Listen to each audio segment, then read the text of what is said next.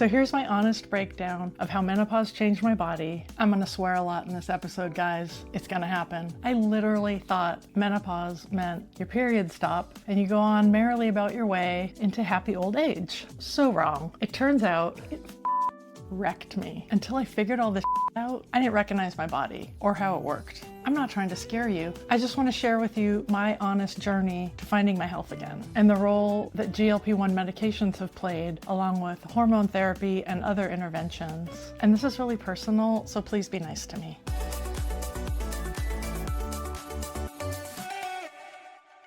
Okay, I'm gonna go in chronological order of what showed up when. And this is just my journey. I am one woman, every body is unique. And I do know women who sailed through menopause without any issues at all. So I'm not saying that this is typical, I'm just saying this is what happened to me. If you're new here, hi, I'm Bobby. I'm a therapist and an artist, and I'm sharing my GLP-1 health journey here on YouTube. I am not a medical doctor, I'm not your therapist, I'm just sharing my experience, and I always encourage you to consult with your own healthcare practitioners when you're making decisions for yourself. Editing Bobby here. I kind of got the swearing out of my system early on.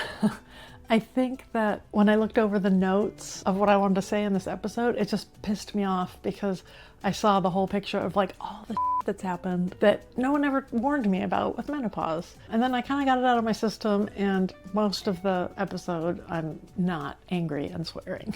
All the things I'm talking about today, I kind of learned the hard way.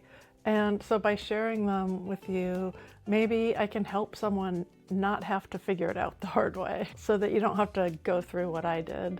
Some context really quick. I'm 57 years old. I started having perimenopausal symptoms at age 41 or 42. And at that point, it was things I had heard of, and it was nothing that I couldn't handle. I had some pretty epic night sweats, so I changed the sheets a lot. And when I told my doctor about it, she just said, oh yeah, you're in perimenopause. And then she didn't offer any interventions, and I didn't ask for any because I just thought, you know, okay, I'm having night sweats, I'll change my sheets. And it didn't feel overwhelming. Also, my periods got wildly irregular, sometimes coming close together, sometimes far apart, sometimes really light, sometimes really heavy. But again, I didn't ask for any intervention. I just kind of thought like, this is the path to menopause, and I just kind of dealt with it. I also noticed a somewhat slowed down metabolism in my 40s, but again, it wasn't anything that I couldn't handle. If I had a few pounds to lose, they didn't come off quite as quickly, but they did come off. It was easier to gain weight, but you know, I just kind of managed it. I'd been a lifelong exerciser and pretty healthy eater. So for the majority of my 40s, I kind of thought, you know, I had a handle on this whole perimenopause thing. Or I guess I did. I guess I did have a handle on it for most of my 40s. I haven't mentioned hot flashes yet. I didn't really get them until I was around 50. And then I had them kind of on a somewhat regular basis. They weren't that bad, but I definitely had them. And then they stopped after I menopaused at about age 53. If you saw my video last week, you know that I'm doing weigh-in updates once a month now. My last definite weigh-in was 5 weeks ago. I was 184.3, and today I weighed in at 183.2, which means in the last 5 weeks I've lost 1.1 pound. It's pretty slow, but it's still heading in the right direction. These past 5 weeks I was on vacation, there was Thanksgiving, there was Halloween. So I think those things all might have to do with my slower than normal, even for me, weight loss. But I'm not stressed about it because I've been living my life and feeling really healthy, and I don't feel like I'm on a diet, and my weight's going down. In terms of exercise, just in the past few days, I felt really solid again. Like I was, I don't know, struggling with motivation, and I'd skipped some workouts, and of course, being out of routine with vacation and everything. But I just noticed the past 3 days or so, that feeling of like looking forward to going to the gym, like I'm planning out my workout and curious to see what I'll lift in certain exercises. And I'm really enjoying walking in this weather. It's around in the 40s Fahrenheit here this week. And it's just like, for me, perfect walking weather. It would have been too cold for me when I was younger, interestingly, but I run hot now since menopause. So walking in the 40s, it's awesome. I have a couple layers, I wear a hat, I wear gloves. But I would much rather bundle up and walk in the cold than walk in the sweaty heat. Eating's going well. My meal prep has been completely not happening, and so I've been ordering Thistle meals, and that is definitely filling the gap. To have just one really healthy meal prepped for me, I can do the rest. I can fix my breakfast in the morning, I can figure out what to have for dinner at night, but knowing that I've got this big healthy lunch so that I don't just grab a protein bar or something in the middle of the day is one of the best things about meal prepping for me. And since I just haven't been on my meal prep game, having these healthy meals delivered has been really helpful for me. That's about it for my updates. Back to my menopause journey. So yeah, most of my 40s, I was having night sweats and irregular periods, and I noticed a somewhat slowed down metabolism. And then about age 48, things started to change. I had no idea the trouncing I was gonna get over the next decade. I'm laughing about it now, because if you don't laugh, you have to cry, right? Problem number one, my thyroid. In late 2016, I had just turned 48 and I had zero energy. I thought I was depressed. Honestly, I thought I was just having a strong negative reaction to the election results. And there's a million things I could say about that, but basically on a personal, selfish level, our country electing a grab 'em by the kind of person while I was raising two young women and having experienced sexual violence myself in the past. I know I mentioned that pretty quickly, and I don't want it to sound offhand or like I'm brushing it aside. It was a long time ago, and I'm not looking to go into details here. I thought really carefully about sharing it at all, and I'm choosing to name it because talking about these experiences whenever and however we choose to helps chip away at the stigma. In the US, nearly half of women have experienced some form of sexual violence in their lifetime, based on the CDC and other national health data. It was just deeply disturbing to me. So I thought that's why I felt so depressed. So I didn't seek medical help.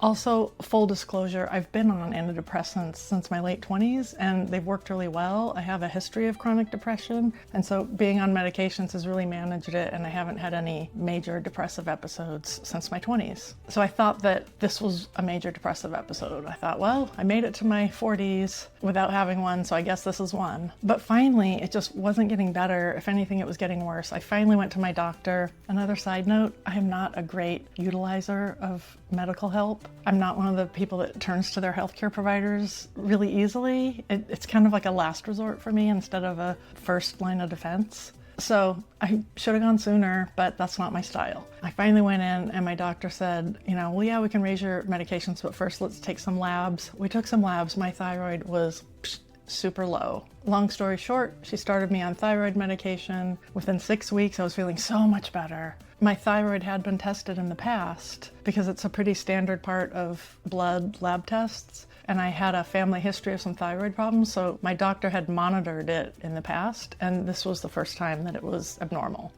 Since then, with the medication, my thyroid has been managed fine. But the thing that really got me is that when at age 48, I was diagnosed with hypothyroidism, my doctor kind of very casually said, oh yeah, this is really common in perimenopause. And it was just kind of an aside, but I was like, why did I not know that? Why did I not know to look for it? I might have suspected sooner that it was my thyroid if I'd known that that's a common thing that happens during menopause, but you don't know what you don't know. Anyway, like I said, since then, for the past 9 years, it's been, controlled with medication.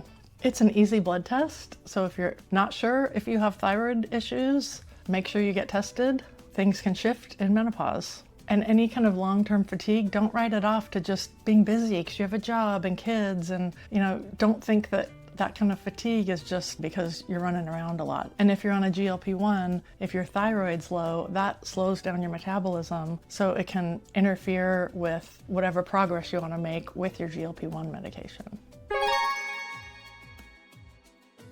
Okay, the second big thing that happened during menopause and perimenopause was in 2019. So I was 51, still having periods, and up until that time, I was what you could call, I guess, a regular drinker of alcohol. It wasn't daily, but it wasn't unusual for me to have wine like a few times a week. But then also weeks would go by where I wouldn't drink because, you know, we weren't on vacation, we weren't going out to dinner, and I just didn't think about it. So in general, my alcohol use wasn't something that I really thought about much. Then in November of 2019, when I was 51, my mom passed away.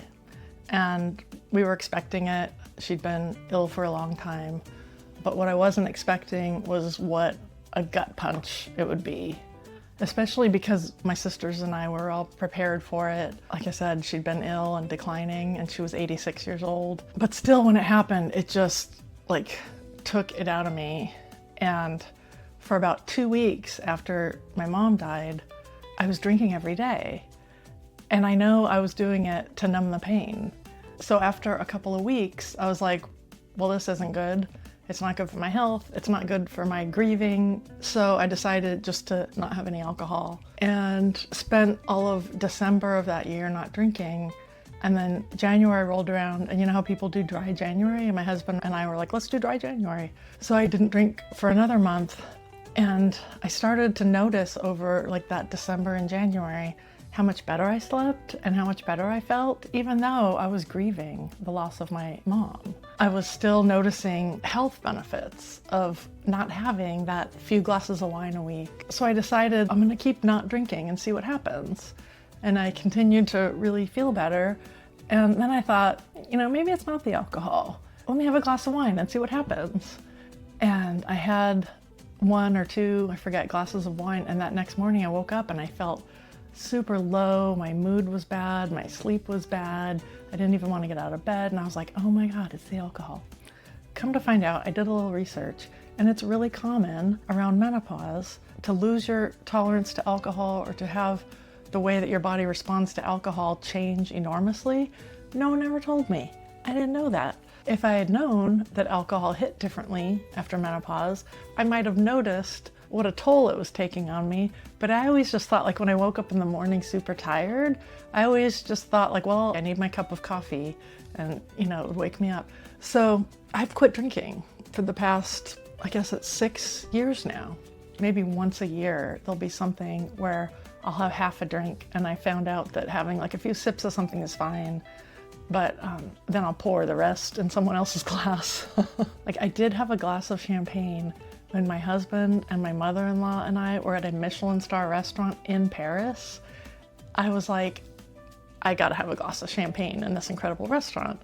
So basically, I'm not a drinker now. I lost my ability to deal with alcohol. Super common in menopause. I've met other women since then who had the same experience, and yet I had never heard of it until it happened to me. Alcohol also doesn't mix with GLP-1 meds. So the fact that I already wasn't drinking when I started GLP-1s kind of saved me some struggle. So it's not a bad idea if you do drink alcohol to reflect on whether it's affecting you differently in perimenopause or after menopause, and whether it makes sense to drink while you're taking a GLP-1 medication. If you're enjoying this video, please hit subscribe and hit like. It helps out the channel, and it helps YouTube show it to people who are looking for this kind of content. Thanks. Also, if you're enjoying my channel and you just want more, join my email community. I email my list every other week with a newsletter with behind the scenes news and updates and things that are going on that didn't make it into my videos, and I'd love to see you there. Thanks. Fast forward to 2022. I've been told pretty much in my 40s by people close to me that maybe I had ADHD, and it always just rolled off me. I was always like, no, I don't. I'm kind of anxious and I'm kind of distracted. I'm really busy, but I don't have ADHD. So I totally brushed it off, especially because I figured that I would have known from my childhood, like I would have struggled in school, when in reality, I performed really well in school when I was a child. But regardless of all that, I did become a lot more forgetful and disorganized and distractible during perimenopause. And it was easy just to think it's the brain fog of hormones, and I really didn't consider ADHD, although I was starting to hear more and more stories in the research literature and also in the media about how it was more common for midlife women to be diagnosed with ADHD, and that the symptoms present differently in little girls, so they were never diagnosed as a girl, and it presents differently in women. So I was starting to become aware of that, and it kind of planted a seed, but I was still in denial because I didn't want to have ADHD. So it planted a seed that I didn't water until I had one singularly bad failure experience when I was like, the only thing that explains this is, yes, I have ADHD, and I started looking back at my life and it actually made perfect sense. I had just been in denial. The failure experience, in retrospect, isn't a huge deal, but at the time, it just really made an impact on me. I had to get licensed as a psychologist in a new state because we were moving, and I've done that before when moving, and it was never a big deal, and this time I just could not get it together to get all the moving pieces of, you know, my degree, my transcripts, my license, my fingerprints, everything to the licensing board within the deadline. And so the deadline passed and I had to start from scratch and like pay another application fee. And, you know, it wasn't a big deal, but it just drove home to me that I was not functioning the way I used to function. And that something that I knew had been manageable for me in the past, I couldn't manage the same way anymore. So anyway, I did try some meds for a while once I got diagnosed with ADHD, and I just didn't like how they affected me. So now I basically cope with it by having systems and structure in place to keep me organized. I have lists and set alarms and things like that just to help me to be more organized and on things. I also have a ADHD superpower of hyper-focusing. So if there's something important that needs to get done, I can hyper-focus on it and just sit down and just like crank it out. So that's actually one way that I stay productive, is that I will hyper-focus on something. Just like the thyroid and just like the alcohol tolerance, when I was diagnosed with ADHD, I was told this is really common for women in menopause years. Their ADHD gets worse and they're finally diagnosed. And I'd known that because, like I said, I'd been reading about it in the news and everything, but it was one of those, like, I never thought it would happen to me. When I'd read about it, I'd think, oh, that's so interesting for those other women, but that's not me. And nope, it's me. It is me. I can see all the ways I had it growing up and in my adulthood, but it wasn't that bad. And so I coped with it in ways that kept me going all right. And it's just gotten a lot worse since menopause. Some days it kicks my butt and other days it's okay. Just knowing that those symptoms can intensify during menopause makes you a little more prepared if it happens. Being on a GLP-1 didn't improve my ADHD, but the quieting of the food noise freed up brain space for me so that I can deal with the ADHD better, if that makes sense. Like, it just quieted my mind so that I have more energy to devote to coping with ADHD. So I appreciate that. It's sort of an indirect way that being on a GLP-1 medication has helped with my ADHD. Also around 2022, I started to notice that I was in a lot more pain, especially in my joints. And I've always been an exerciser, but I started to notice that I would kind of hurt myself doing things that I'd always done before, not in a way that required like surgery or medical intervention, but hurt myself, like have sore joints for days and days after a certain kind of workout. I stopped jogging because it was just, my body was just not recuperating from it and my hips and knees were really hurting. So recovery was taking longer and I was just having pain after exercising that didn't used to happen. I also had a knee strain that took forever to heal. So at one point in 2022, I was wearing that kind of knee brace that's just an elastic thing you can buy at the drugstore. I was wearing that and I had seen my doctor and there wasn't any kind of tear or anything. It was just a strain, but it took forever for it to get better. And so I just kind of thought, well, you know, I'm getting older. I guess this is what getting old is you start to have aches and pains. And no one told me that when your estrogen drops, that affects your joints, that estrogen is something that really lubricates your joints. So I didn't know that all my joints were more susceptible to pain and inflammation and just not recovering as fast. I wish my doctor had told me that.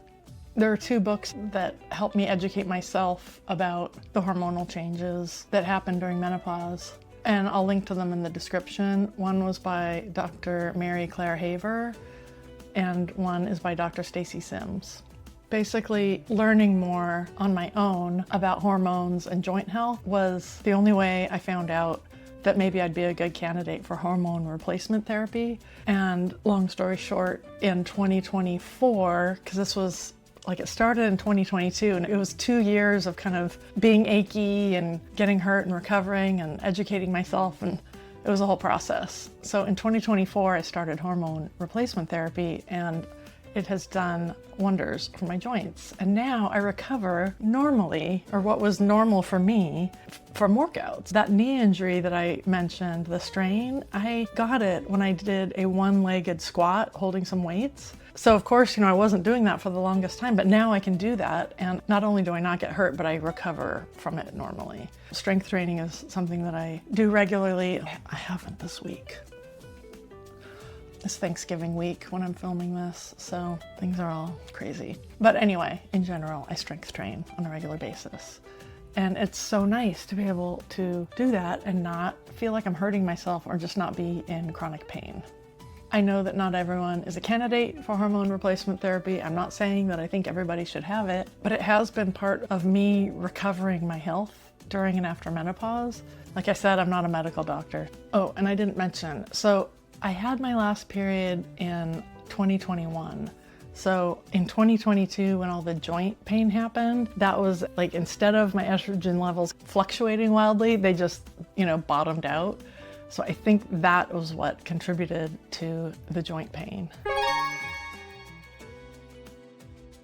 The other thing that happened around 2022, 2023, it's kind of hard to pinpoint exactly, but sometime around then, my husband started to tell me that I was starting to snore really bad.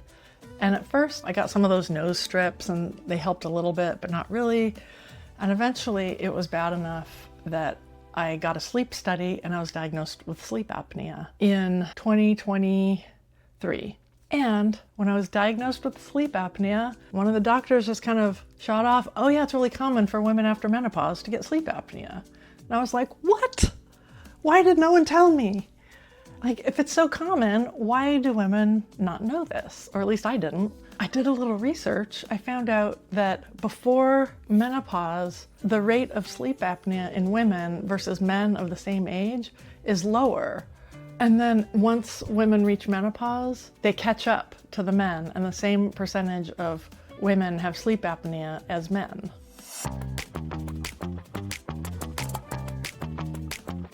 So I've got a CPAP now. A GLP-1 has helped with the sleep apnea. I still wear my CPAP, but since I started the GLP-1, my doctor has turned the pressure setting down. I don't know if that's an anti-inflammatory thing. I don't know if it's some effects of being on hormone replacement that's made my tissues better. I don't know if it's just, being less overweight. I don't know. I'm not a sleep expert. I'm just a cranky postmenopausal lady who has to wear an annoying mask when she sleeps. I do know other people who have no longer needed a CPAP and no longer met criteria for sleep apnea after they've been on a GLP-1 and lost weight. Maybe someday it'll be me that I won't need a CPAP anymore. I would love that because I find it kind of annoying, but it does help me get such better sleep. I had no idea how bad my sleep had been. If you are snoring, don't assume it's just an annoying thing that happens. It really might be a serious sleep problem that's affecting your health. And if you're on a GLP-1 and trying to lose weight, poor quality sleep will really mess with your body's ability to lose weight. This next problem is really personal, so forgive me if I'm a bit vague, but it's about loss of libido. After menopause, I didn't just have a drop in desire, but an absence of libido that I had not felt since before I hit puberty. And at that point, I had done a lot of research on menopause. I'd read Dr. Haver's book, The New Menopause, and I knew that hormone replacement therapy was not a magic bullet to improve your libido. But as I mentioned earlier, I did start it for other health reasons, including my joints. But honestly, starting the estrogen did help. Not in the way that I've heard testosterone helps. And I'm a little intrigued by testosterone. I'm not on it. I know a lot of women who are, and I'm kind of thinking about trying it.